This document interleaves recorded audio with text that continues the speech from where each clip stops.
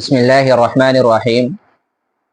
ایک اہم سوال یہ ہے کہ آج کل بہت سارے طلباء ایسے ہوتے ہیں، اسٹوڈنٹ ایسے ہوتے ہیں جو تعلیم حاصل کرنے کے لیے اپنا ملک چھوڑ کر کے دوسری جگہ غیر مسلم ممالک میں جاتے ہیں تاکہ وہاں پر تعلیم حاصل کرے، جیسے امریکہ ہے یا لندن ہے یا دوسری جہاں بھی دوسرے مقامات پر جاتے ہیں تاکہ وہاں پر تعلیم حاصل کرے۔ اب وہاں پر تعلیم حاصل کرنے کے لیے جاتے ہیں تو اپنی تعلیم کے لیے ان کو جو فیس پے کرنا ہوتا ہے، پے کرنے کے لیے ان کے پاس رقم نہیں ہوتی ہے۔ والدین جو اخراجات ان کو دیتے ہیں وہ ان کے خرچے کے لیے بھی کافی نہیں ہوتا ہے۔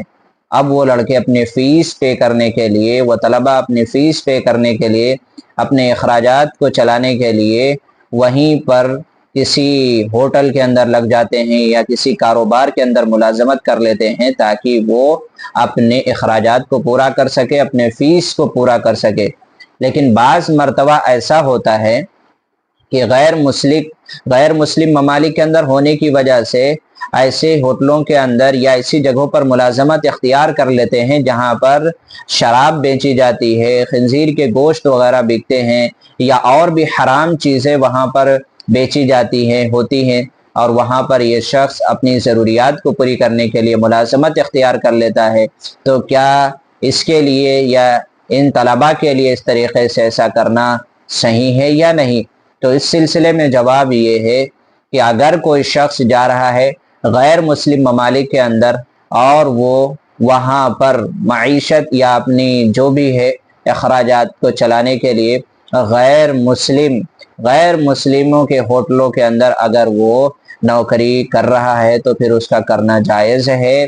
اس کے نوکری کرنے میں کوئی حرج اور کوئی مسئلہ نہیں ہے، لیکن ہاں حرام کام ہے یا شراب پلانا ہے یا خنزیر کا گوشت وغیرہ دوسروں کو کھلانا ہے یا اس طرح کے دوسرے جو بھی محرمات ہیں، حرام چیزیں ہیں، اگر وہ کرنا ہے تو پھر اس کے لیے اس طریقے کا پیشہ کرنا بالکل بھی جائز نہیں ہے۔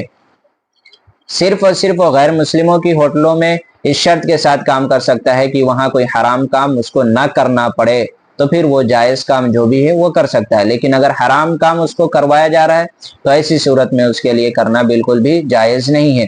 اللہ کے نبی علیہ السلام کا ارشاد ہے، حضرت جابر کی روایت ہے، وہ کہتے ہیں کہ اللہ کے نبی علیہ السلام نے لعنت فرمائی ہے شراب دینے والے پر، شراب پر بھی لعنت فرمائی ہے، شراب کے پینے والے پر لعنت فرمائی ہے، اور شراب کے نچوڑنے والے پر لعنت فرمائی ہے، اور شراب جس کے لیے نچوڑا جا رہا ہے اس پر بھی لعنت فرمائی ہے۔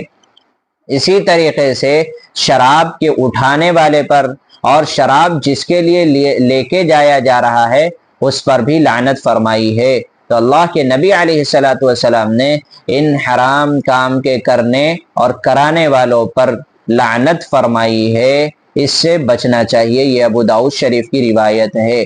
اسی طریقے سے یہ حدیث اور دیگر کتابوں میں موجود ہے جس میں اللہ کے نبی علیہ السلام نے 10 لوگوں پر لعنت فرمائی ہے شراب کے سلسلے میں۔